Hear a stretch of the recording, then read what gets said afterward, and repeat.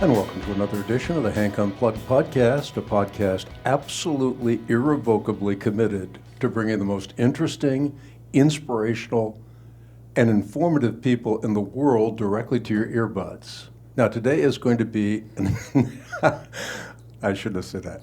No, today is no different because my son is in studio.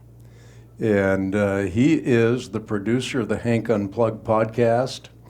He's my eldest son. He is now one of 13.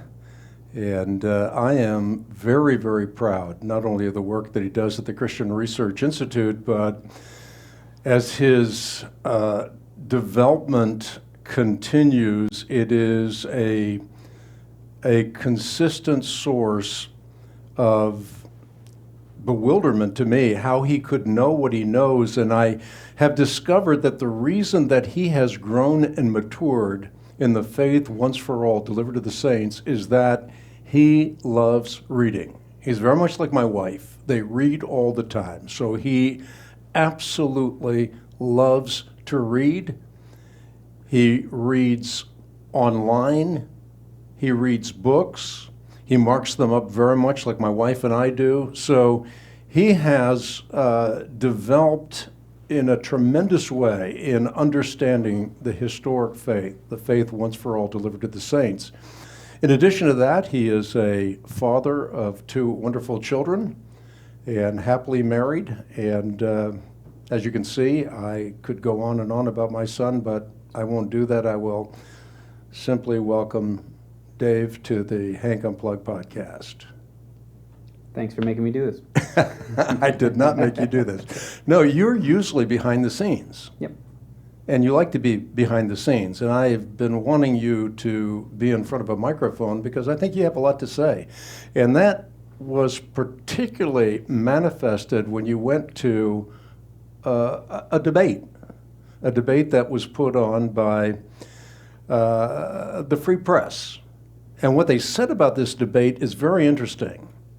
In setting up a debate of two people who were atheists and two people who were in the Christian spectrum, they said the West has experienced a rapid erosion of our shared culture. Political polarization, loneliness, depression, addiction have all surged, and while marriage and birth rates at the same time have plummeted. There is a crisis of meaning. A growing chorus of intellectuals are now pointing to secularism as the cause. So the Free Press, which we love, set up this debate in such a way that secularism was really put on the spot. Yeah, no, I do love the Free Press. I think it's one of the organizations that seems to be sprouting up as a response to a lack of desire to really get to the bottom of things and find out what the truth really is, as opposed to just pushing an ideology or a narrative, no matter what the cost is. So when I saw that this debate was taking place, I never do anything spontaneously, and I immediately bought tickets. It was in Austin, Texas, which meant that I had to buy plane tickets, I had to buy tickets to the event, but I just got so excited because the fact that they were asking the question to begin with was evidence that there really is something going on in the culture. It's something, I wrote a piece about it, and I talked about how anecdote is not evidence, but it's not nothing. And when I look around at the world, when I read, when I listen to podcasts, you start to notice things if you're paying attention. And the once unthinkable is now back on the table, which is you can be an intellectually curious person and believe in God. So the fact that they were putting the debate on to begin with said everything to me. So talk about the panelists. I found the combination of panelists intriguing. You had two atheists, one of whom I did not know was an atheist, actually, conservative commentator, actually, and the other two are Christians in sort of a different spectrum, one Roman Catholicism, one newly converted from Islam. Well, actually, one newly converted from atheism.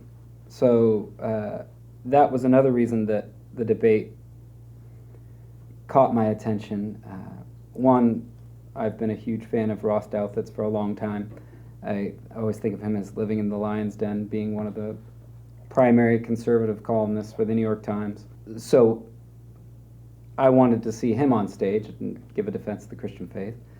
But Ayaan Hirsi Ali was one of the leading voices of atheism in our culture.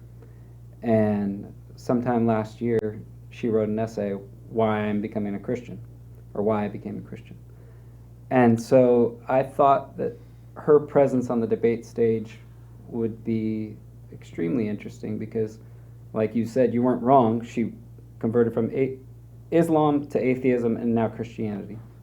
So she can give a really good perspective on each, and she did bring that to the debate because the question was, is the West in need of a religious revival? But it became very clear within 10, 15 minutes of the debate that it's really a Christian revival that they're talking about, or a Judeo-Christian. Yeah, Ayaan Hirsi Ali is someone that I deeply admire. She seems to be a person of her convictions. I've watched her progress over the years, and it's been very interesting because I was born in the Netherlands, we're Dutch heritage, and she was a politician in the Netherlands.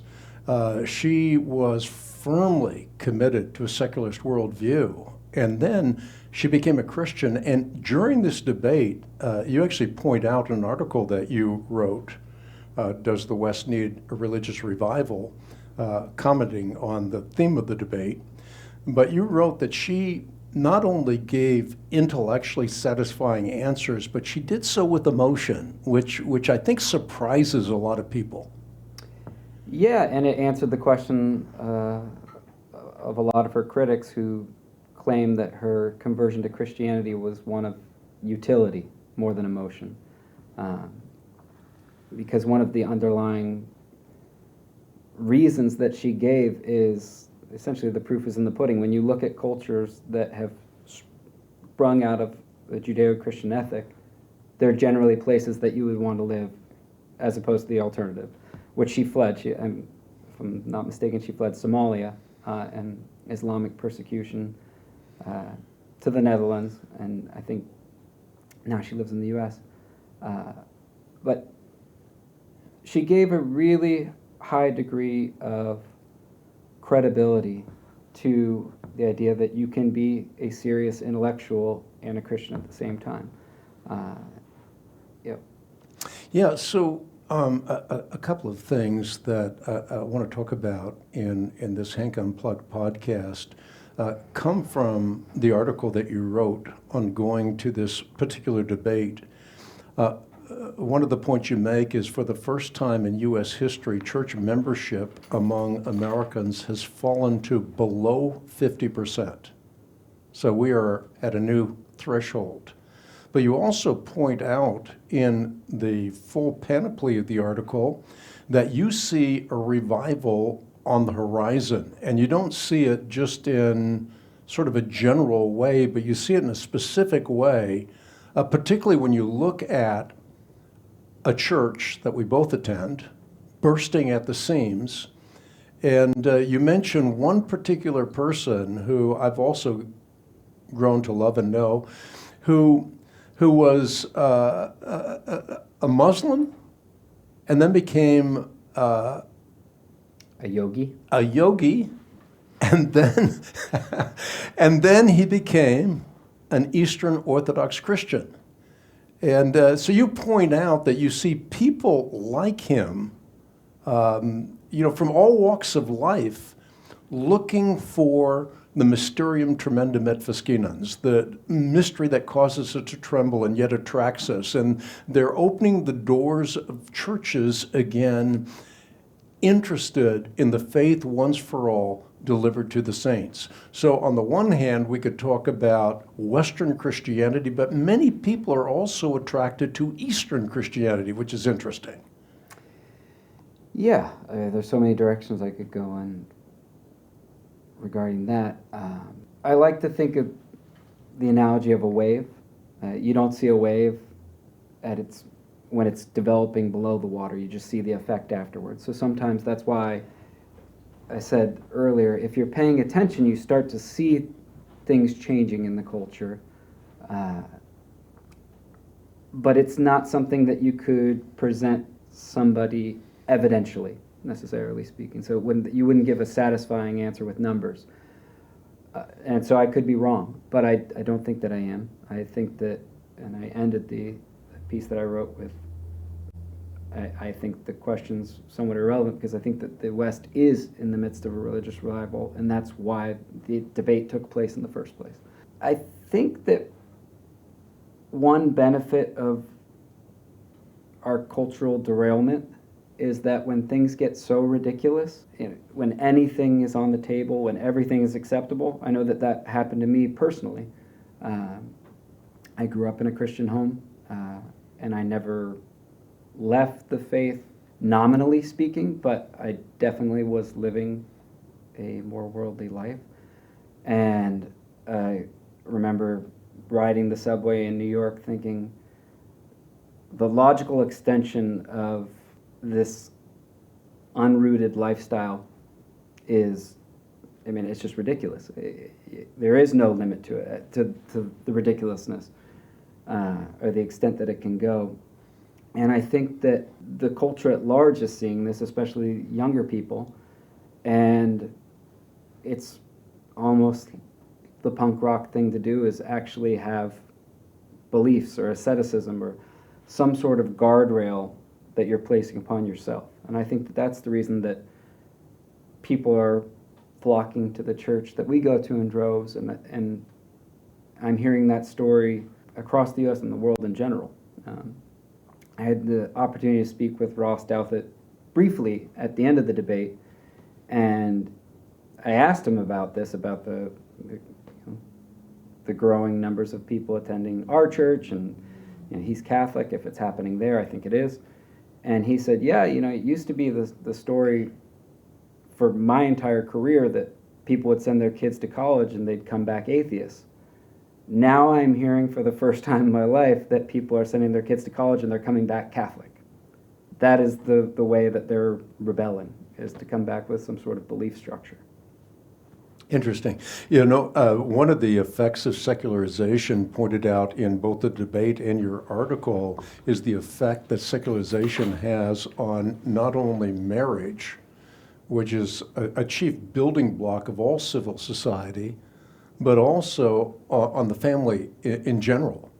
Talk about that from your perspective. The fact that secularization has a detrimental impact on both family and on marriage.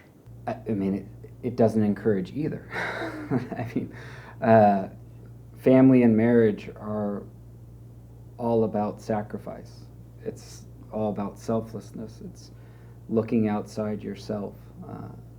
And our atomistic culture encourages the exact opposite.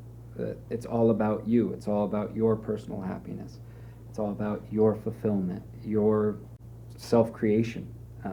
Everything's focused around building your identity.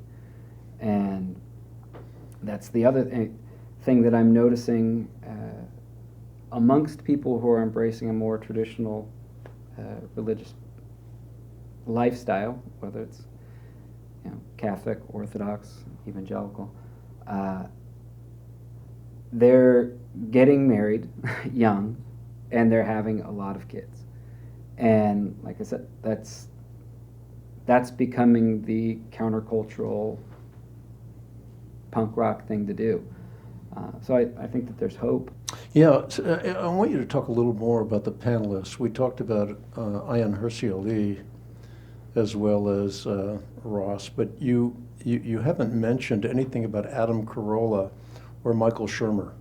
What was your reaction, or how do you assess their atheism? Did they have really well-grounded or well-thought-out answers for the idea that everything can be reduced to molecules in motion? No. It was a little bit disappointing because while I came into the debate biased towards Christianity, you at the very least, if you're an intellectually curious person, you want your beliefs to be challenged sufficiently.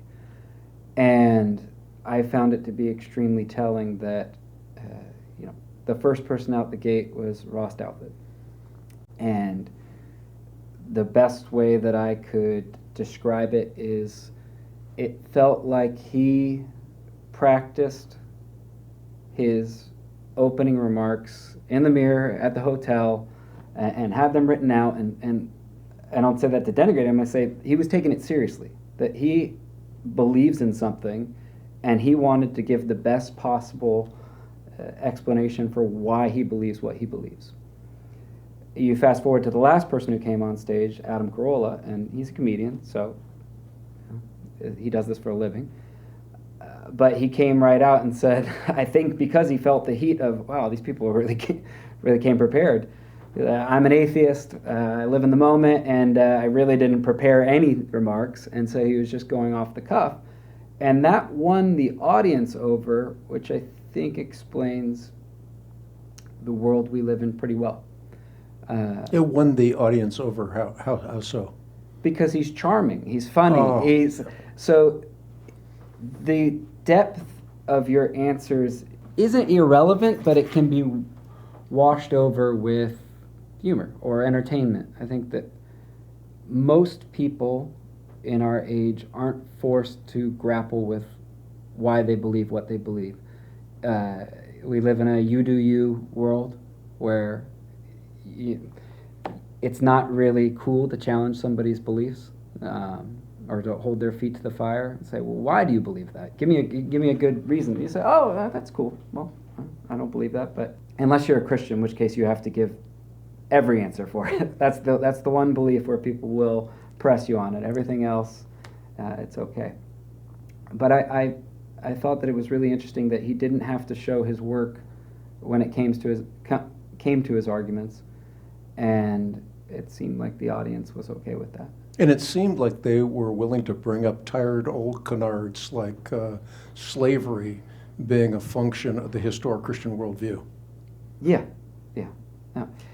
There was a lot of that, and there was a lot of, it just is because it's obvious that a lot of going with their gut, or you talk about slavery or women's rights, which they would go back to.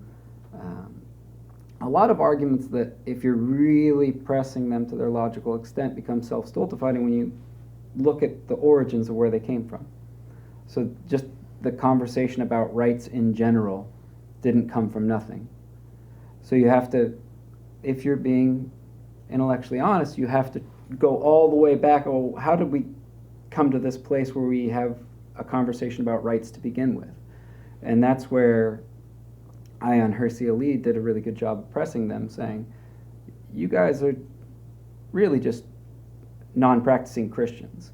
You live in a Judeo-Christian society, or one that was built on the foundation of Judeo-Christian principles, and you're taking the environment that you live in for granted, as though it's just self-evident that this is the way that things should be, without really understanding the root of why that is. One of the things you note in your paper really caught my attention.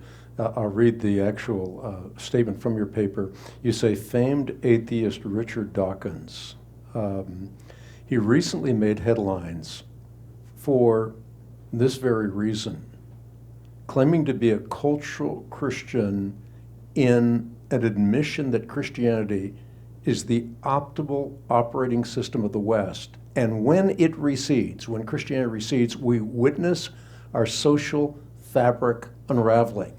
Actually, I did not know that he had said something to that effect. That absolutely stunned me. I mean, he's one of the four horsemen of the atheistic worldview. Yeah, and so it's really interesting because Ross Douthat wrote a book called Believe, Why Everyone Should Be Religious. And it's a great book. It's really interesting. And his general thesis is that having some belief is better than having no belief. And he kind of narrows it down to the major world religions. And it's a general apologetic for religious belief that's focused on people who have no religious background whatsoever. So he's just trying to get people's foot in the door. And I think he's trying to disarm people while hoping that they will eventually, the cream rises to the top. And in his belief as a practicing Catholic, he thinks that, if they're truly investigating everything, that's where they'll land. But when he presented those arguments to the panelists, Ayaan Hirsi Ali visibly cringed because she came from an Islamic context where it was extremely oppressive for her, and so she wouldn't want to live in that. Then she went to the Netherlands, which is now, essentially an atheistic country, and it's starting to unravel, Europe in general. And so she's here, and so she basically pushed them on that, whether it's the atheists who she called non-practicing Christians, reaping the benefits of the Christian West, or her, co-debater saying that, well, any religious belief, any religious revival is better than the alternative. She demanded a high degree of specificity when it came to religious belief because not all religions have the same outcome when it comes to society. Yeah, as you're speaking right now, I was thinking, I just pulled up my book, Muslim, What You Need to Know About the World's Fastest Growing Religion. I used to have these at the top of my head, but I haven't reviewed them in a while, but as you were talking, they came to mind, and you talk about any belief system is better than no belief system, and she's cringing, right, as that kind of tenet is being communicated. One of the things I wrote in the introduction to Muslim, What You Need to Know About the World's Fastest Growing Religion, is that Islam is the only significant religious system in the history of the human race with a socio-political structure of laws that mandate violence against the infidel. This graphic global reality makes Islam a religious ideology espousing terrorism as a permanent policy rather than a temporary expedient. And that is the historical reality from the earliest 7th century Medina massacres to the 9/11 21st century Manhattan massacre and beyond. And I also point out that I think it's fair to note that Islam is not a religion in the sanitized Western sense. It's an all-encompassing socio-political legal matrix that has bred a worldview antagonistic to anything but itself. So I think there may be millions of peace-loving Muslims. There may be many tolerant Muslims, but Islam itself is not a peace-loving and tolerant religion. And I think we see that with the kind of event that took place in January, where you have the New Orleans debacle that took place. They always seem to take the lives of people. We've seen this in Germany recently. So Islam oftentimes is, well, it's one of the Abrahamic religions, and belief in Islam is better than no belief at all. But I think that someone like Ayaan Hirsi Ali knows that that is not true, and so she would have a visceral response to someone thinking such a thing, particularly in the context of a culture that, as you say, people are living off the benefits, the interest of a Christian culture, even though that culture is subsiding. Yeah, and I think that she realizes it, and that no matter how you feel about Richard Dawkins, he's no dummy, and I think that even that's why he came out and said he starts to see what's going on in Europe, and he said, well, okay, I'm not a Christian, but this is the best operating system for a society to run on. Yeah, I mean the consequences of an underexamined, you say, or outright unexamined life. So if you underexamine life or you have an unexamined life, there are very specific consequences. And oftentimes I think maybe the tenor of an Adam Carolla is the tenor of an unexamined life, someone not looking very carefully or closely at how worldviews create environments that can be very toxic. Socrates said that the unexamined life is not worth living. Yeah. There's no such thing as a neutral worldview. They both of the atheists kept claiming that they didn't have a worldview, that they pushed back. We're atheists. We don't believe in anything. Well, but then they would tell you everything that they believed in. And I think that this is a huge problem in our modern era. There's so many different examples that you could give. We're collectively born on third base and thinking that we hit a triple. Standing on the shoulders of giants and thinking that you're tall. And I really do believe that we're one of the first generations in human history that hasn't been forced to grapple with the big, questions of the universe. Why am I here? Who am I? Is there a God? I don't think that we're challenged to ask those questions. I don't even think they run through our mind half the time because we're just constantly distracted or constantly entertained. It's, once again, going back to what I said earlier, it's all about you and your personal happiness. And that combined with the surge in technology where we're constantly inundated with information and doing one thing and the other, that we don't really have that time to lay on our bed and just wonder. We're just scrolling through our phone. Was technology part of the debate? Technology was the end of the debate.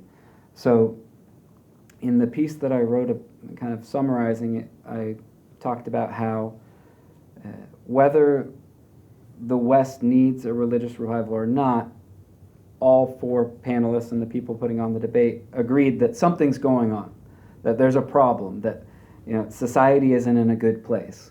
Now, whether that's the fault of a lack of religion or not, everyone agreed that the social needle is pointing downward. And it ended in a similar show of unanimity when it came to the role of technology and how it's generally making us all miserable. And Adam Carolla talked about how it's not how we're made to live. Once again, self-stultifying argument, how we were made to live. I don't know. I'd like to hear an evolutionary perspective on technology and the phones, but yeah, it was unanimous that technology is problematic. You look sort of at the bright side of a debate like this by saying in your article that you were impressed that so many people came to witness this kind of debate at this particular juncture in human history. Yeah, that's why I wanted to go. I live in Charlotte, North Carolina. It wasn't close. It wasn't easy. But it felt like one of those things. I'm not saying that it was seismic in the course of human history, but it's one of many events that are taking place that show that something's changing, something's going on. Austin, I did not know, is like one of the 10 largest cities in the U.S. now. It's rapidly growing. It's a cool spot. And this theater, it was the Paramount Theater in downtown Austin. It's a massive theater. I've seen concerts there on TV. I've seen comedians, packed house. The fact that it was a packed house there to witness people talk about religion, period, even if they were rooting against it, showed that it's culturally relevant to discuss. And although the debate also, the format was not my favorite, and I think that the format not being my favorite is juxtaposed with part of the reason why the debate was taking place to begin with, which is, you're lamenting, or I'm lamenting technology, but the rise in podcasts and long-form discussion kind of forces people to show their work. You have more of an opportunity to lay out a more complex argument from start to finish, and that people are doing that and paying attention. I think that's why you start to see somebody like a Joe Rogan having, Christian apologetics speakers come on. Somebody like a Stephen Meyer come on and explain the God hypothesis to millions of people.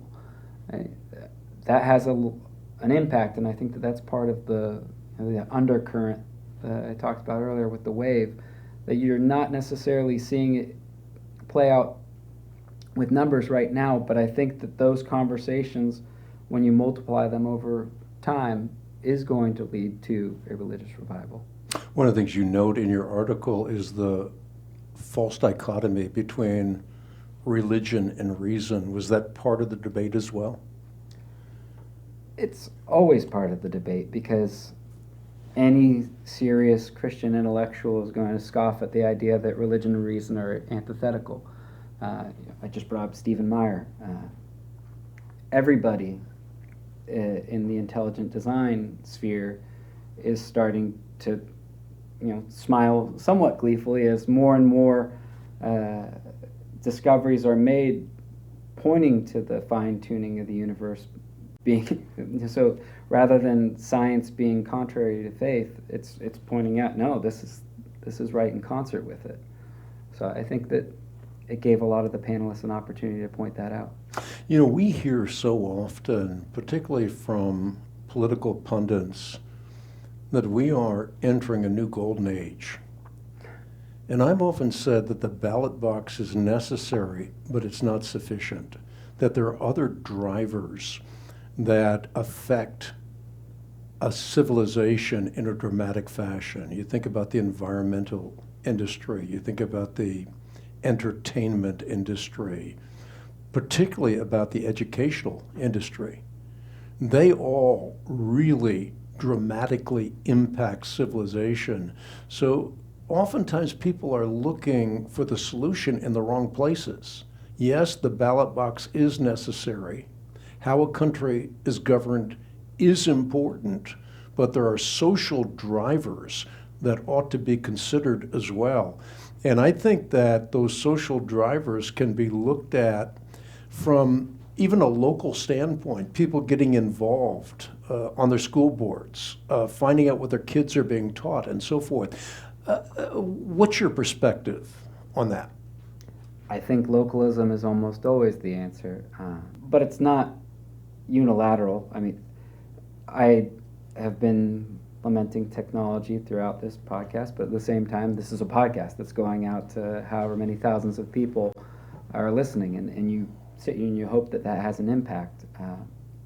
So it's multifaceted, but I think that real change occurs on a local level, and that's where I hang my hat. That's why, for me, getting involved at my church is the most impactful thing that I can do on a weekly basis. And you don't always see the impact right away, although at my church, at our church, you do see it. It's self-evident by the amount of people who are coming to the church for the first time every week. And my reaction to that is, well, the church doesn't exist for itself to just be a social club. We need to start a new church. And I was talking about it with my wife this morning, and she goes, "Well, would you be part of a church plant? Would you do that?" I said, "Well, yeah, I think I would have to be. I know that we just moved here we moved from one part of town to another to be closer to the church, but if you had to drive somewhere else to be part of a church plant, that's the whole reason for the church existing, is to expand it." And then she says, "Well, what happens if that church gets too big?" Or, well, great problem. Just keep doing it. I mean, it's if anything, it's exciting, the prospect, because otherwise you're just kind of spinning your wheels. Yeah, and when you talk about the church, people can sort of sigh. But I think when you recognize what St. Paul says in Scripture, he says the church is the ground and the pillar of truth. So, I think it's true to say, as been said by the saints of old, that you cannot have God as your father without having the church as your mother, because it's in the church that you receive the sacraments that transform you from one glory to another. So the church is transcendently important. It is the epicenter of the universe. And so when you say that involvement on a local level in a church is important, I resonate with that 100%. And I see that all around the world. I've spent a lot of time in the 1040 window, from West Africa to East Asia, especially over the last couple of years. I'm involved with a mission that has many, many churches. I think somewhere is around 5 million just first-generation Christians.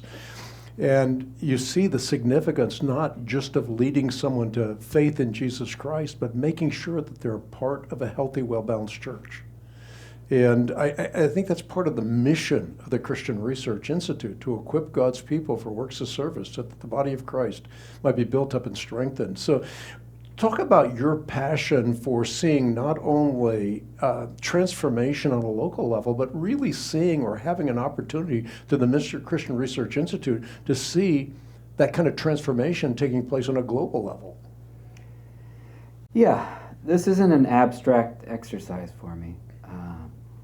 I mentioned before that I grew up in a Christian home, but I lived a very worldly life.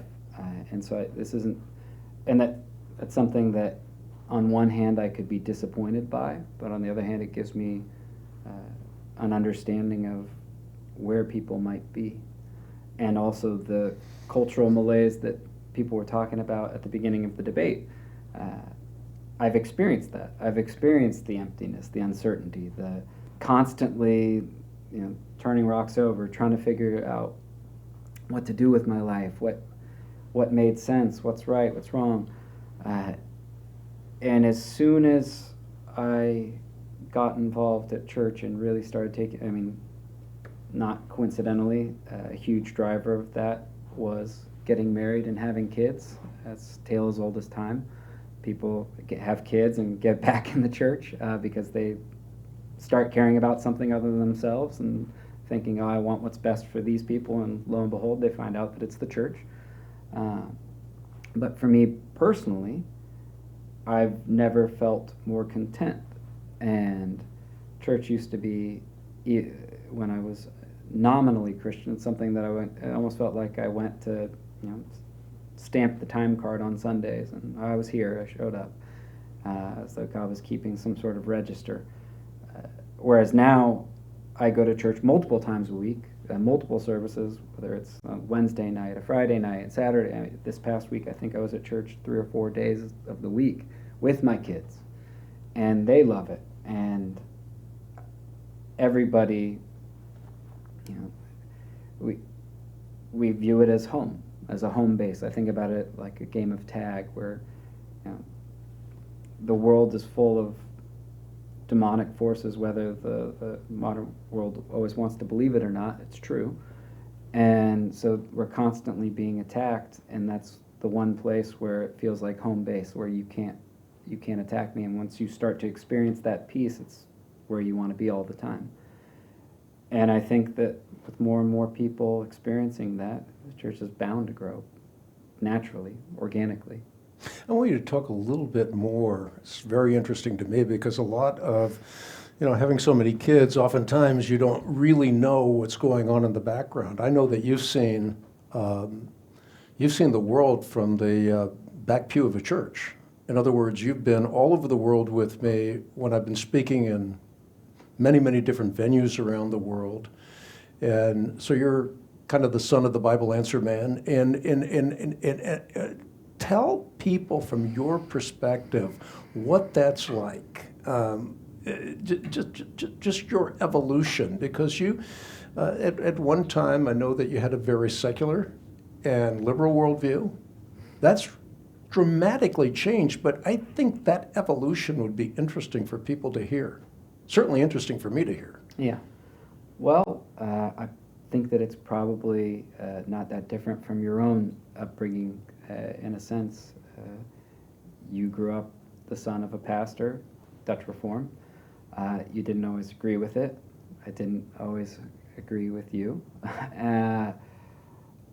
But you were always involved, and I was paying attention, and I think that you bring a lot in by osmosis. You always talk about how you grew up and not a meal went by where you didn't pray and read the Bible. For me, it felt like I didn't, a day didn't go by that I didn't see you memorizing scripture or something. So it was always there, whether I wanted it to be or not. And yeah, I guess it gave me something to fight against. And it's not as though you didn't develop either. So I think that there's probably there was something that I was pushing against that you eventually also pushed against. So it wasn't as though I wasn't undiscerning. I was seeing problems with the church, the same problems that you eventually came to see. And it wasn't until you became Orthodox that I started to take my faith very seriously, because for the first time in my life, I felt like I had truly sufficient answers to the questions that I had. That there was an authority that I could align myself with without question. Whereas before, it's kind of like, and I hope this isn't offensive, but a coach where you think, this coach doesn't know what he's talking about. I'm not going to listen to him. Like, he's telling me about personal training. I'm not talking about you. Talk about a lot of the American churches. It's like somebody who's overweight and they're telling you how to get in shape, and you're not a healthy organization. So why would I have faith in you? It's my story. I'm not saying it's everybody's. No, interesting. And one of the things I've noticed about you in your own maturation, particularly as a Christian, is you constantly look back at my father, and that always intrigues me. He had an impact on your life. Yeah. My second son is named after your father, Pax Johannis. In our modern world, a lot of people have left the faith, but every one of your father's children is not only a Christian, but a strong Christian, and firmly involved in the church, and their children's children are involved in the church, and that's always been quite the legacy to me. There's no better legacy that you can leave your family, no better inheritance. So, yeah, I'm very interested in your father's role and all of that. You even used one of his phrases in your paper. That's not nothing, and you mentioned it earlier on in our conversation. My dad used to say all that and more so often, but I remember that as well. That's not nothing. And it's one of those phrases that sticks in your head and is seemingly applicable in so many different situations. Yeah, and I keep going back to a seriousness, and he was serious about his faith. It was something that he thought about with every decision that he made in life. And it's the same thing that I saw in bringing it back to the debate and the two Christian panelists. It's not just well, I'm religious on Sunday mornings, it influences every single decision that you make in life. You can't, that's why there's no such thing as a neutral worldview. It's not something that you can check at the door before you enter into the cultural sphere. It's always there, and I think that that's also why Ayaan Hirsi Ali was so adamant about not just a blanket religious revival, but specifically a Christian revival, because eventually, in a multicultural world, things start to butt heads. Ideas have consequences if you draw them out to their logical extent, and then they start butting heads. So I think that while having freedom of belief is a nice idea, it's difficult in reality, because there is no neutrality in the public sphere. Yeah. Talk about apologetics for a moment. The importance of always being ready to give an answer or reason for the hope that lies within you, and being able to do that with gentleness and with respect. How has apologetics impacted you? For example, maybe the apologetic that there is a God. St. Paul says, God's eternal power, divine nature, clearly seen through what has been made, so that men are without excuse. The psalmist says, the heavens declare the glory of God, the skies proclaim the work of his hands. Day after day, they pour forth speech. Night after night, they proclaim knowledge. There's no speech or language where their voice is not heard. Their words go out to the ends of the earth. So all of us have the light of creation. And then what's really interesting, particularly with respect to this debate in Adam Carolla, I forget the context that you brought that up in your article, but the fact that you are alive demonstrates that you have consciousness. I think that's one of the phrases I remember from the paper, but I was thinking when I was reading it, whatever the paper said at that point, that yes, it is true that God has written the knowledge of himself on the canvas of our consciousness. So we know that there is a God. And in Romans chapter 2, St. Paul makes that very argument. He says that we are without excuse because God's knowledge is impregnated in our DNA, as it were. And then, of course, if you respond to the light of creation and the light of consciousness, you will also receive more light, and that more light is the light of Christ. So there is an apologetic that is really important, I think, to make manifest and to steep our kids in. Yeah, it's interesting that you ask how I feel about apologetics, because I hated it growing up. Because in my experience, and you talked about this to some degree in your book, Truth Matters, Life Matters More, where it almost felt like a blood sport, where you're just constantly trying to beat somebody intellectually with your systematic theology or whatever it might be. And that from my perspective growing up, I always felt like it was lacking in life. I heard all these debates about love and the gospel, but then the way that people debated wasn't very loving. And just witnessing that, I had an extreme aversion to the apologetics community growing up because of that. But as I grow older and more mature, I understand the importance of it when properly utilized. And I think that that's the key distinction, that it's not just something where you go around beating everybody over the head with it, but that you have these apologetic arguments, that you're equipped to defend why you believe what you believe. I'm sitting here lamenting that our culture in general hasn't been forced to do that, whether you're a Christian or otherwise. You're not forced to defend your beliefs in the same way that I think most people have been throughout history. At least give a logical explanation and argument for them. So I think having it is extremely important. Understanding why you believe what you believe and being able to then convincingly present those arguments to people when they're ready for them. And I think, once again, that's the key distinction, when they're ready for them. I think that's the key. I think that's so well stated. That's the absolute key. I've often said it's not necessary for us to run around frantically grabbing people by the lapels and saying, brother, are you saved? That the real issue is to equip yourself so that when God opens the door and gives you an opportunity, you're ready, always ready to give an answer. And through that answer, to benefit someone, not to beat them up not to show off your intellectual prowess, but rather to reach. And I think that the one characterization that you gave is a function of repelling. The other is a function of reaching. So it really becomes the disposition of the person that's equipped. Are they now wanting to show off, or are they wanting God to use them in the process of transforming lives?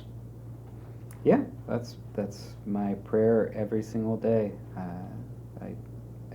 Every morning when I wake up, I lay there in bed, I cross myself, and I say, God, use me however you can today for your glory. And that's the only thing that I care about when I go to bed. It's the only thing I care about when I wake up. And I think that's what happens when you really, truly begin to live a Christian life. That's your sole focus, is serving the Lord. But it doesn't mean, like I said, that I'm constantly running around grabbing people. I really believe in the long game. There are so many people in my life that I've been praying for and waiting for the conversation, because I don't want to just have a conversation that's dead on arrival. I want it to be when they're ready, people in my life. And I've seen over the years that slowly people pay attention, and I think, glory to God, I have a very peaceful life because of God's presence in it. And people notice that peace, and they start to, maybe not immediately, but over time, say, oh, well, Dave's different. I probably want that. But he's pretty religious, and I don't want that. So maybe it takes another year or two, but eventually God wins out. I like that idea of the long game, and I think that's so strategic for people to hear. I mean, you have to have patience. God is not slow, but you do have to have patience. And again, be ready, always ready. And then when God gives you the opportunity, you can communicate what you believe and why you believe what you believe. And as St. Peter puts it, you can do it with gentleness and with respect, not with a haughty attitude, not with wanting to put another notch on your belt, but rather, we're all of us missionaries dedicated to the preaching of the gospel. I mean, that's what it means to be an authentic Christian. You are a missionary dedicated to the preaching of the gospel. You mentioned just a few moments ago crossing yourself, which is probably really interesting to a lot of people. I have experienced, particularly in the last few years, when I cross myself, people asking me, why are you doing that? And the first response oftentimes being from people that have grown up in churches in Western civilization, well, that's not in the Bible. And yet, from an Orthodox Christian perspective, you say, that's what Christians did from the very embryonic stages of the historic Christian faith. And we know that not by osmosis, we know that because there are documents like the Didache, discovered in the 19th century, but can reliably be traced back even before, in terms of its origin, before the fall of the temple in Jerusalem in AD 70. So it goes back to the embryonic stages of the historic Christian faith. And when you look at the Didache, you find out that this was a common practice among Christians, and there was a reason for that. As you point out, this is not just something that you do as a tradition. There's an actual impact in doing that. I find, for example, with our little daughter Priscilla, I make the sign of the cross over her oftentimes when she's sleeping. Today, Kathy and Priscilla, my wife, Kathy and Priscilla were in a car accident, and Priscilla said, God saved us. So, and I reminded her that I made the sign of the cross over her. Talk about that just from your perspective. If anybody wants to, I think you mentioned at the outset that the producer of the Hank Unplugged podcast, one of my favorite things about the podcast is that we do our best to make them relatively evergreen. There's an entire episode on the sign of the cross that we did, so you can go back and find that. I find it to be one of the most precious parts of my life, period. I think it was in that episode where it was in a situation like the concentration camps during World War II, where they would take, the cross from people, and they weren't able to have it. And say, you can't take this from me because I can make the sign of the cross. The cross is always with me. It's always part of me. And I know that if it's not a part of your life, you can look at it as something that people do ritualistically. But I can tell you that while it might become something that you do out of instinct, it's not ritualistic. And what I mean is, you said you make the sign of the cross over Priscilla every night. Every single night, I have a habit of going in and saying goodnight to my boys after they've already fallen asleep. I just go in and, literally thank God for them, because the greatest things in my life. And instinctively, as a show of thanks, I make the sign of the cross, because I'm so overwhelmed with gratitude. And I know where that gratitude is aimed towards. And it feels like that it's multifaceted, obviously. In good times, I make the sign of the cross as a show of thanks and gratitude. And when I'm overwhelmed or stressed or going through a difficult period, I make the sign of the cross as a plea for God's protection, God's covering in my life. Every night when we sit down for dinner, I say, all right, boys, what are we going to do? And I say, Father, Son, Holy Spirit. They make the sign of the cross before they eat. And it's part of my daily life in every way. You mentioned your boys as being such a great joy and blessing in your life. Your wife, Emily, a joy and blessing as well. I think maybe one of the greatest blessings that you have as a married couple is your shared love for the church, your shared love for Christ, your shared love for making a difference while you are alive. Yeah, I mean, it's who you marry is one of the most important decisions you make in your life, and having the same North Star has been the most important thing in our marriage. And it's a lot of people talk about marriage and they talk about how hard it is, and I agree that it probably is, but it's not for us. And I think it's because we did all of the heavy lifting on the front end. What I mean by that is really sitting down and going over the non-negotiables in our life and what we want out of life. And for us personally, it wasn't what we want individually, but what we were both strong Christians even at that time, although that our church life has changed. We both understood full well that this is what we want. We want to live a God-honoring life. And what does it take? What does that mean? How does that manifest itself?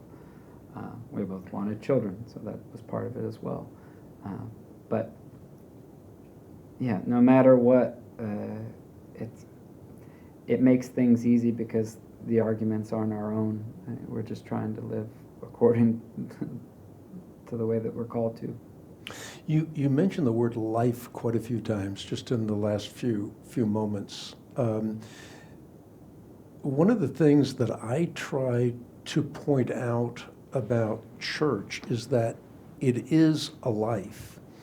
It's not something that you do, as you said, to sort of check the box once a week or once a month or whatever, but it actually ought to be a life. I want you to talk about that for a moment, because for you, church is a life. There's a flow to the calendar. Your whole calendar, your whole life revolves around the church. And from your perspective, not trying to put words in your mouth, but knowing you well, from your perspective, that's how it ought to be. Yeah, and man plans, God laughs. I never would have imagined that. I mean, I thought about it as I was at church on a Friday night just this past week, and how even 10 years ago, if you told me that I would have willingly went to church on a Friday night and enjoyed it, I wouldn't have believed you. And yet, I felt such a sense of peace there. It's the beginning of the Lenten season, and that in and of itself is unique for a lot of people. And I've explained it to some of my non-Christian friends, some of the ascetic disciplines that you undertake during Lent, such as fasting. And I explained it to him, and he said, I can never do that. And for me, and for a lot of the world, they see it as this kind of self-denial in a negative sense. But I've grown to look forward to the Lenten season. I've grown to look forward to the asceticism and the self-denial, because it's really disciplining, it's pruning. I don't know if you've ever pruned you probably haven't, I know you. But when you're pruning a bush, it doesn't, if you've never done it before, it almost requires some sense of faith, because it just feels like you're tearing something apart, that you're ruining something. And then when you see the blooms come, you think, oh, that was worth it. And it's the same thing during the Lenten season, where, okay, this is a time for growth, for renewal. So I look forward to that denial, and it's the same thing. Freedom isn't found in doing whatever you want. It's found within the boundaries. It's disciplines, and I don't know if that answers your question. Yeah, it does. It really does, because, the whole point that we're trying to get across is that it's a life. And it's a life not just for you, but it's also a life for your siblings. And I think this is interesting, and maybe you can sort of wander around this subject, but it's really interesting, something that you brought up earlier. You look at my parents and their siblings. By and large, those siblings grew up in a very secular context in the Netherlands, which once was a great land of the Reformations, but now is not, very, very secular. They grew up in that secular context. In 1953, my parents immigrated first to Canada and then to the United States of America. I was 3 years old at that time. And you remarked earlier on in the podcast that all of my siblings are deeply committed Christians. I mean, I love my siblings for a lot of reasons, but that's certainly one of the connections that we have. But quite the opposite happens in a secular nation. Those children are brought up in a context which often not only denies God, but doesn't have any connection to God. Because of the context of their lives. And I think this, in a larger worldview, has a lot to do with why we need to be so connected in our own localities, so that through those localities, various as they are throughout the United States of America, for example, where we live, that culture is not driving your children in a bad direction. Because we've seen, from the standpoint of our own family, as I just mentioned, the siblings of my mother and father, that secularization has a detrimental impact, a devastating impact in so many different ways on the lives of your children. So does bad theology.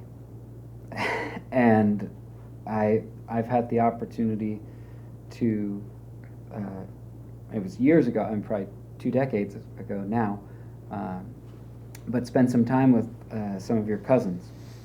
So some of your father's siblings, children, and their children. And I remember sitting there with them at a dinner table, and they were just dumbfounded. I said, wow, it's like looking in a mirror. Like you're like our long-lost cousin from America. You come here, you think the same way. All the struggles with religion that they had, especially me 20 years ago, I had. And I say that bad theology also is problematic because they, I think, grew up in the world of the sinners in the hands of an angry God mindset. And one of your cousins told me how he remembers laying in bed just terrified that he committed the unforgivable sin by just thinking the wrong thought, and that would I had that lead same experience to eternal hellfire. And I could see wanting to leave that behind. And then when you've got a secular context that is welcoming you with open arms, I think it's easy to leave that behind.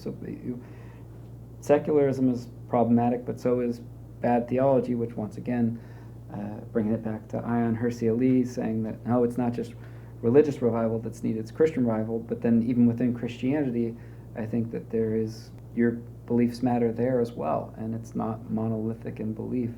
There are so many different Christian denominations now, and some of them present truly problematic theology, and I think that that's even contrary to our ability to witness, because it drives people away.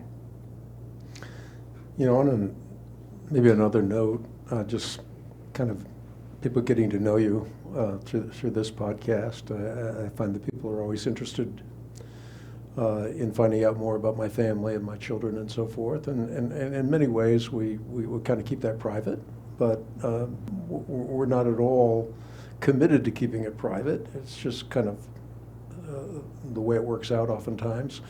But one of the things you love is travel.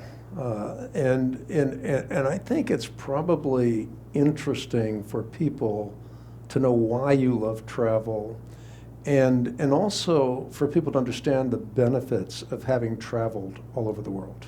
Any thoughts on that? A million thoughts. I love travel, but I guess this is probably not the answer that you were expecting. If you love travel, then you understand why. I mean, you see the world with different eyes, you experience how different people live their lives. But I traveled to Austin. It's not, I've been to, 75 plus countries in my life. How many? I don't know. I'd have to sit down, and I haven't done it in a while, but a lot. Somewhere in the vicinity of what? 60, 70, 80, something, a lot of countries.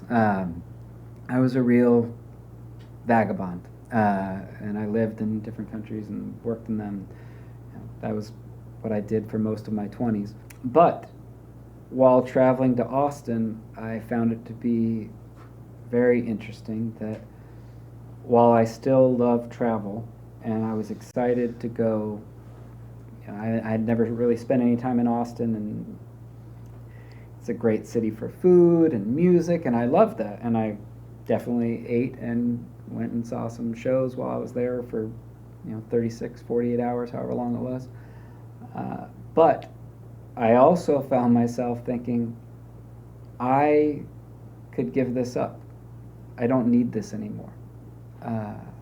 I love it and would love to continue traveling, but I missed my kids and wife so much in that short time that I was there that I thought, I've even thought with my wife, well, maybe we should only have 2 kids, because once you go over 2, traveling becomes very difficult. And I was even thinking about that while I was out there, that nothing's better than kids. And so if it meant never traveling again and having a larger family, I would do it in a heartbeat. So I still love travel, but nothing compares to a healthy marriage and kids. A couple years ago, Emily and I were at a Christmas party, and we were talking about how great kids are. And this guy, he's a really cool guy, and he's, oh yeah, kids, they're just a drag. You know where I'm going this weekend? I'm going to Aspen. Like, I just booked the ticket and I'm going snowboarding. I couldn't do that if I had kids. And he was seeing it as a positive, and it's just one of those things, if you don't know, it seemed impossible for him to comprehend that the joy of children so far exceeds anything that you took pleasure in prior to having them. One of the things you mentioned in your article is that you're seeing not only more and more young people come into the church, but more and more young people coming into the church having kids. Mm-hmm. Yeah, and I mean, I think that kids, God makes himself known. I also talked about this, even the atheists almost made apologetics for the existence of a God and their love for, running around and being in nature. And it's the book of nature that's really speaking to them rather than the Bible.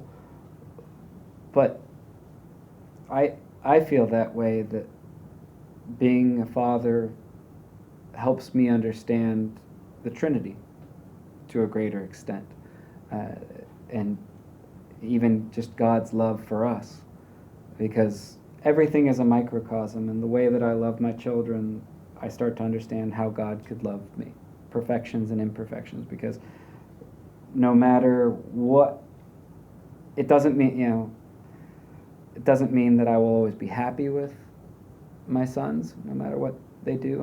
I get disappointed.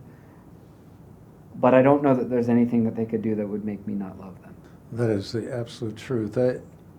Talking about your travel a little more, and it's so insightful for me to hear how travel at one juncture was your passion, and now that you have children and a wife at home, being away from them is so difficult, and I certainly can attest to that as well.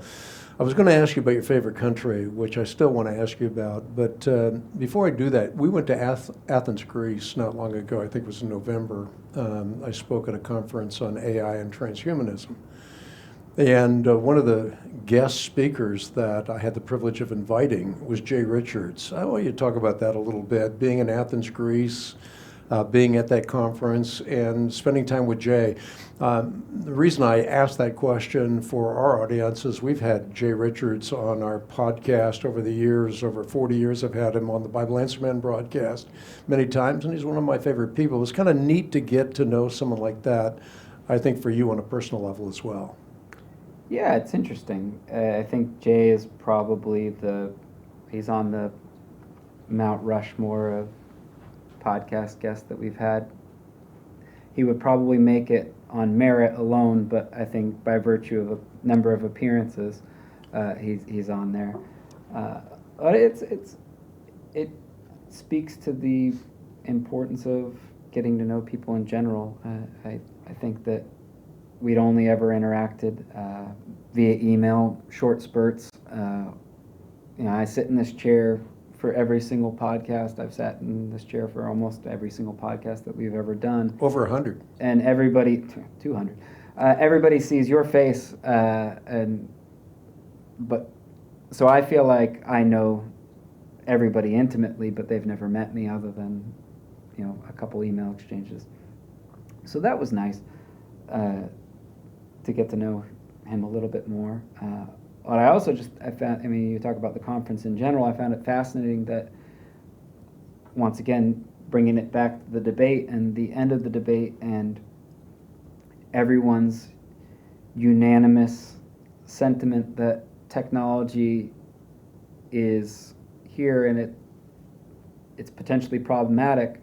I found it fascinating that this conference on AI and transhumanism that you're on the scientific committee for, and it was in Athens, Greece, but it was sponsored by and really spearheaded by a bunch of monks on Mount Athos, which is the oldest monastic community in the world. And it's not like they're running around with iPhones and they're transfixed by technology, but they care so much about the world around them that they see this happening and say, oh, we really need to have a conference to get to the bottom of this, because it wasn't them repelling technology. I think a really appropriate analogy that they brought up is a knife can be used to butter bread or to murder somebody. So there is utility.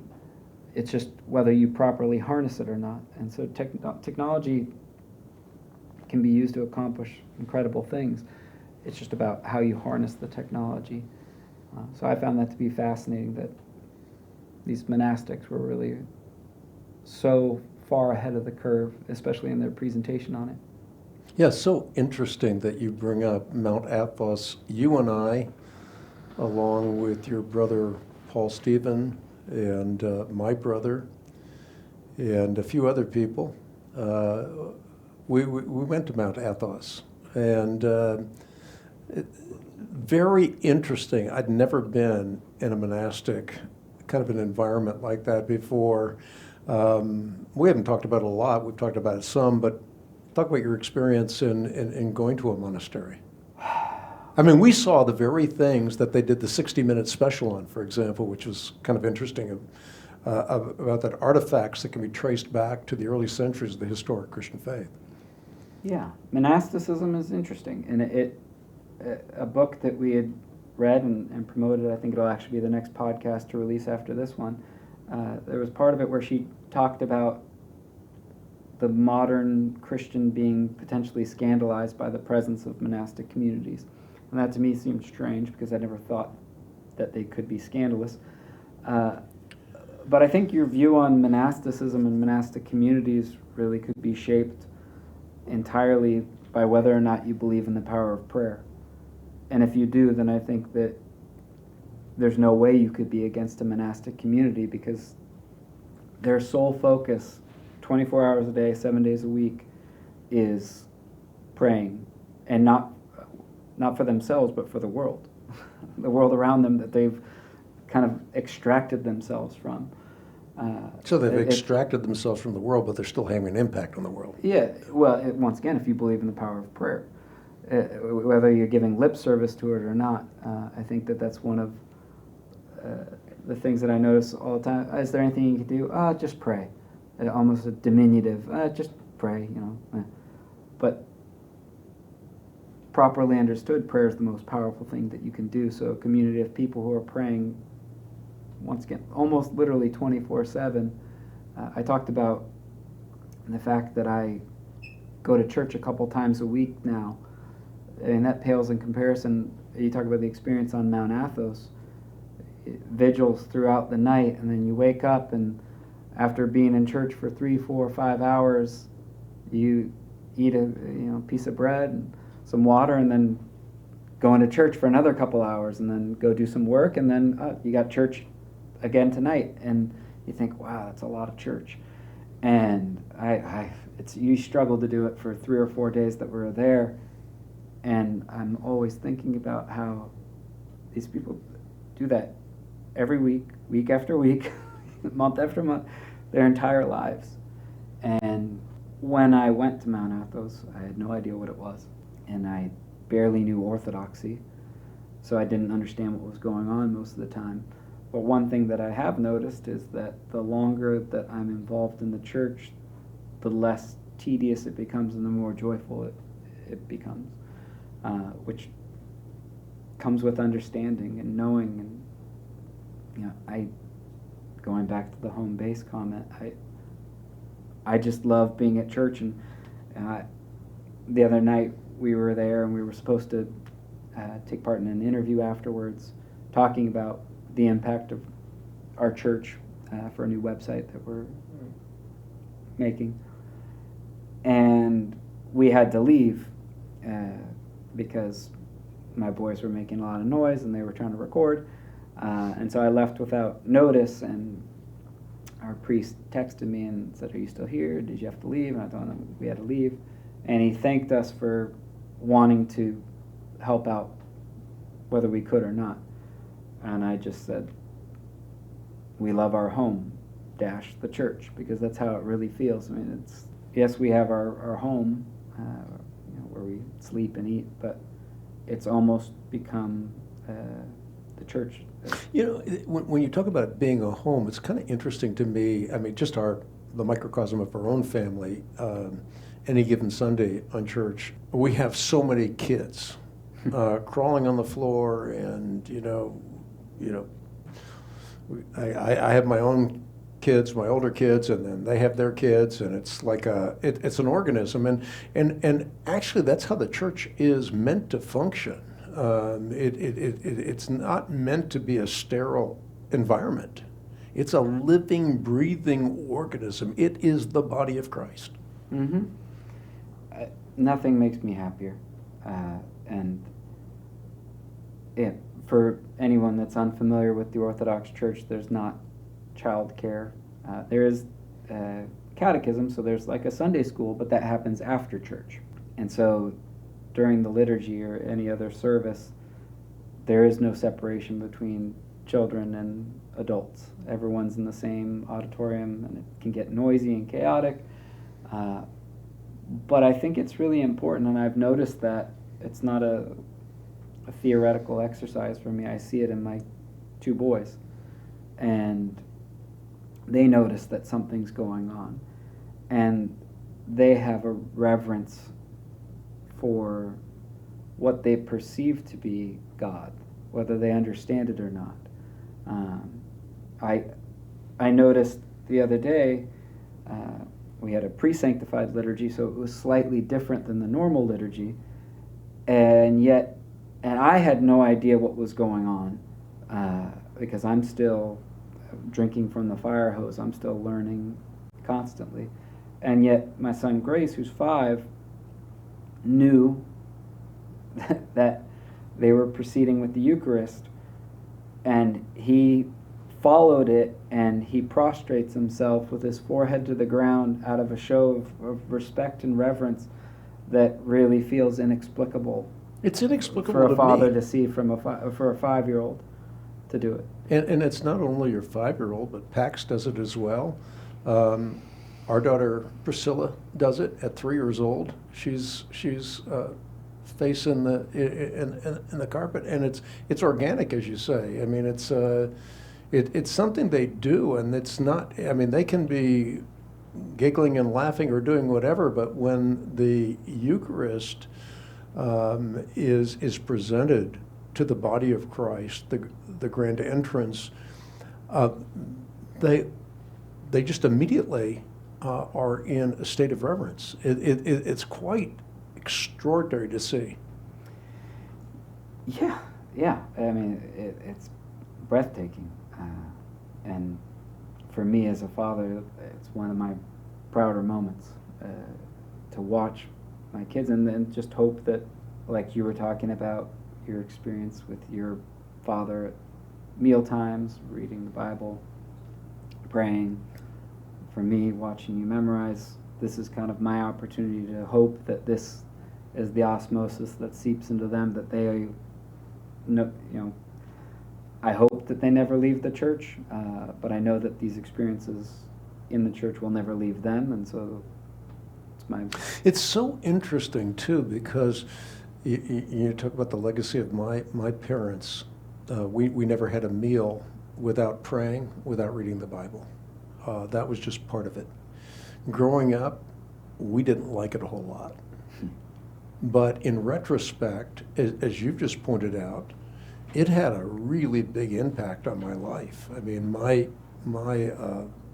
desire to meditate on the Word of God, to memorize the Word of God, to mine the Word of God for all its substantial wealth, was really born out of those early experiences in our home at the family meals. Yeah, And for me, I mean, you asked for my perspective earlier on growing up with you as a circuit speaker. I think that it developed a desire to really understand the world around me, and then whether it was philosophy, religion, to ask questions and not on a surface level.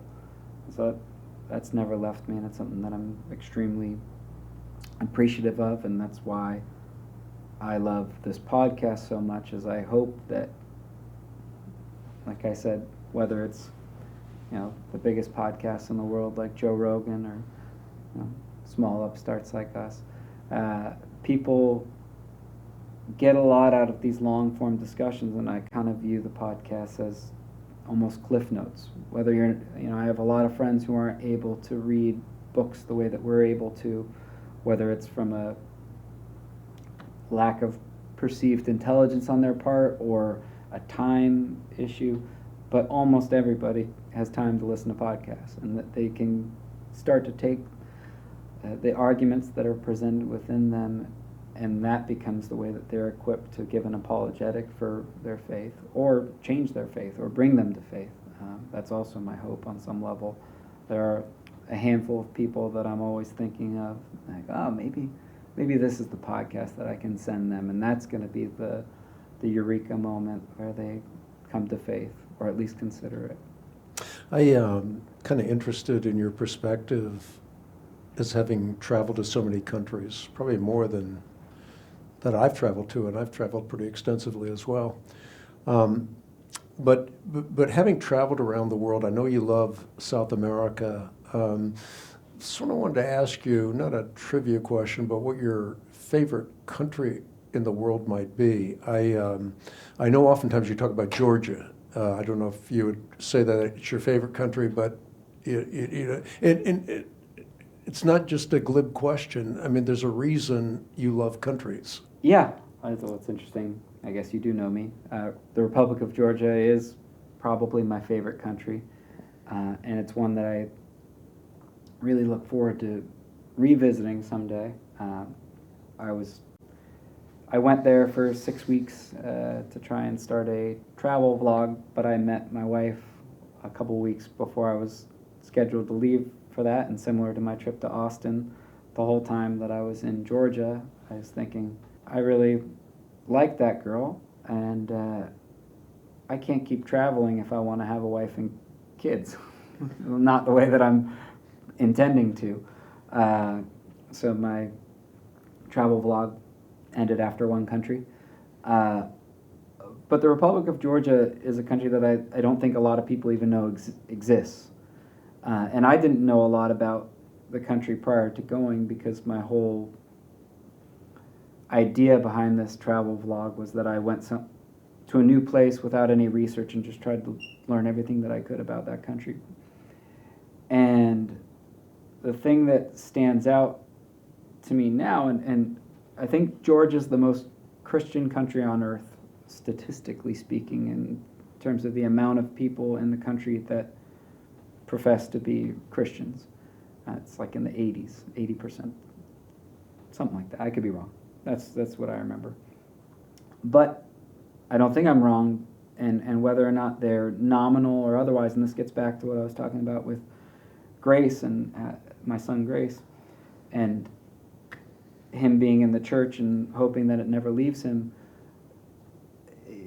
Georgia's known for this thing called aggressive hospitality, where everybody you meet is just so overwhelmingly hospitable and kind, to the point where I kept asking, why do you guys do this? What makes you guys like this? And almost every single person said, we're Christians. This is what we do. And I think that a lot of us have, whether we're professing Christians or not, have lost the spirit of hospitality and just how influential that can be. It's not always the best arguments that you make rhetorically, but the ones that you make with your actions, how you live your life. So all that being said, when I went to the Republic of Georgia, it's an Orthodox country, and I was not Orthodox, and I didn't know anything about Orthodoxy. So I was in all of these monasteries and churches and, holy wells, and didn't really know anything about it, so I'd love to go back and experience it. I have a couple more questions, and we'll bring the podcast to a close. You've mentioned during this podcast the love of your life, your wife Emily, your two kids, Pax and Grace. Maybe someone would be curious why you would name your son Grace. That word is not a throwaway, something that you thought about flippantly or quickly. It was something very intentional. Why? Because, as I said before, I lived a very worldly life,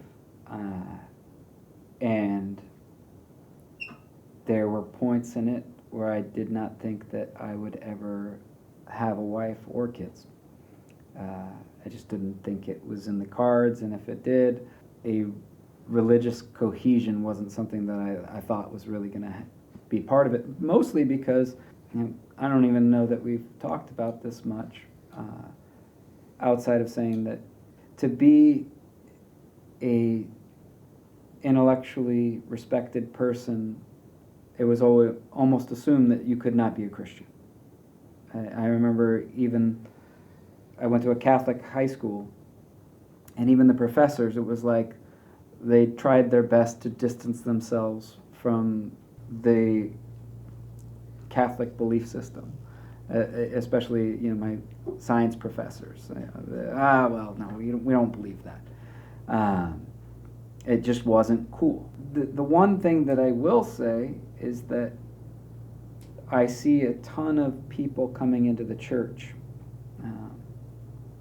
but not a lot of women, and that is borne out statistically as well. The growth in converts to the church is a lot of young men, and a lot of young women are not.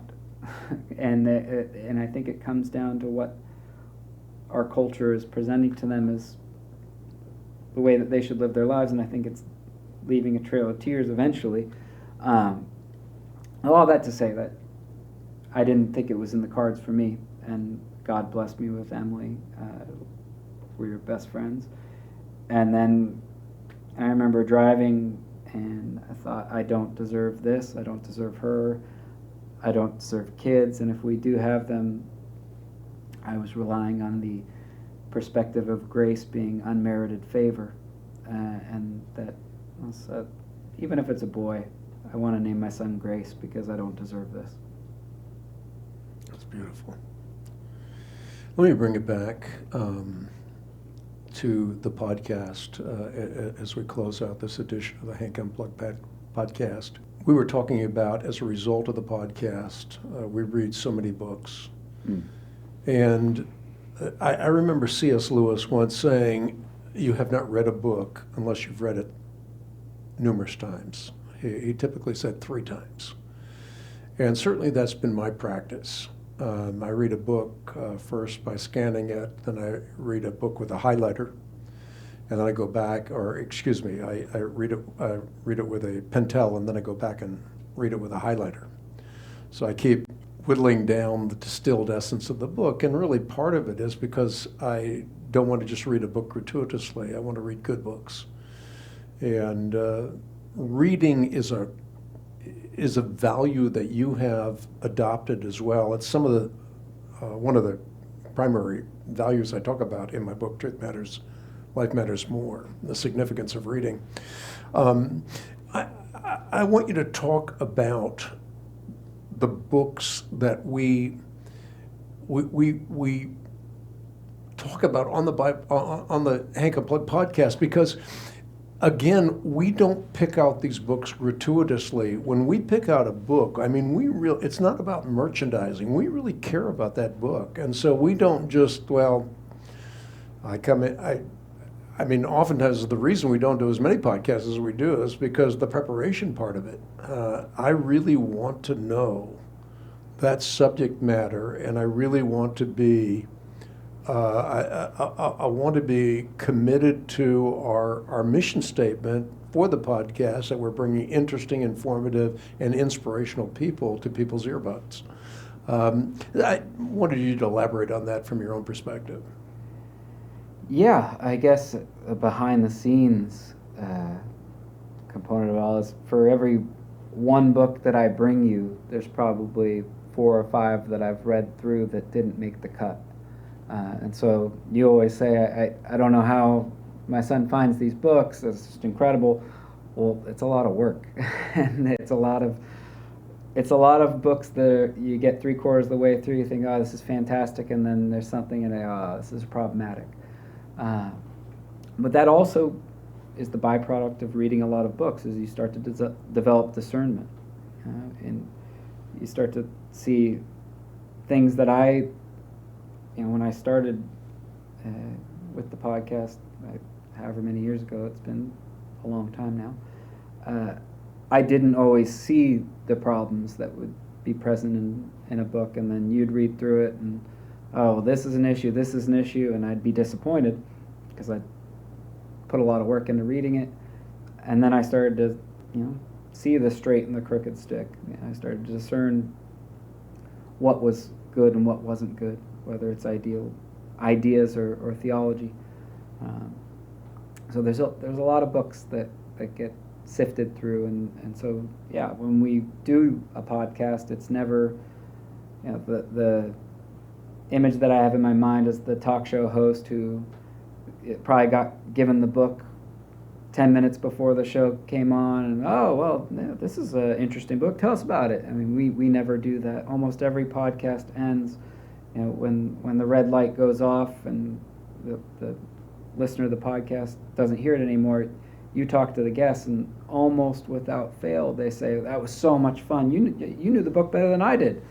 And that's because the preparation process is so intensive. Your mother is a reader, and many of the books that you've read, you've found in her library. Yeah, and I can never believe that she actually reads them, but then I go through and there's a paper trail, literally. Almost every book is underlined, I'd say front to back, but she has a bad habit of stopping midway through. But I understand that because there's so many books out there that she gets excited by another book and gets onto that and then gets onto that. So, yeah, she's definitely, the library of Mom is a good resource. Yes. So she's been a great resource for the podcast as well. And that's what I tell her when I steal the books. Yeah, and she often reminds me that you stole her book. But anyway, this has really been fascinating for me. I thoroughly enjoyed doing this podcast with you. I'm proud of you as my son. You're interesting, you're informative, you're inspirational. And I'm proud of the husband that you've become, the father that you are, and certainly the contributions you're making to the Christian Research Institute. And of course, we could say that. I could probably do 12 more podcasts, well, at least 11 more podcasts, or maybe 10 more podcasts, but a lot of more podcasts with my kids, because they're also interesting. And as we sort of alluded to during this podcast, they've one by one, on their own, and that's the way it has to be. I mean, you can't have your faith because it's my faith. It's got to be your faith. So I can influence you just as you're influencing your kids, but ultimately you have to embrace it, and you have, and so many of your siblings have as well, and that I know was very, very encouraging to you. Absolutely. There's nothing that makes me happier than a family reunion that happens at least once a week, but oftentimes, as I alluded to, there's multiple services. So it's the life of the church and the life of our family are interwoven, and our bonds have only gotten deeper as a result of that, and it's just beautiful to see. It is beautiful to see, and Thank you for being so committed to this podcast. For everybody listening in, if you enjoy the podcast, subscribe, rate, review. That helps a lot. Also, the article that we were talking about that sort of became the springboard for this podcast, how can people get that article? Are you going to tie that to the podcast in some way? How does that work? Yeah, it'll be linked in the podcast notes, and you can get it on equip.org. Well, great, and that is our website, and we have so many resources that have been garnered over so many years available on the web at equip.org. You can also write us at Post Office Box 8500, Charlotte, North Carolina, zip code 28271. And thanks to everyone for joining us on this special edition of the Hank Unplugged podcast with my son David. We look forward to seeing you next time with more of the podcast.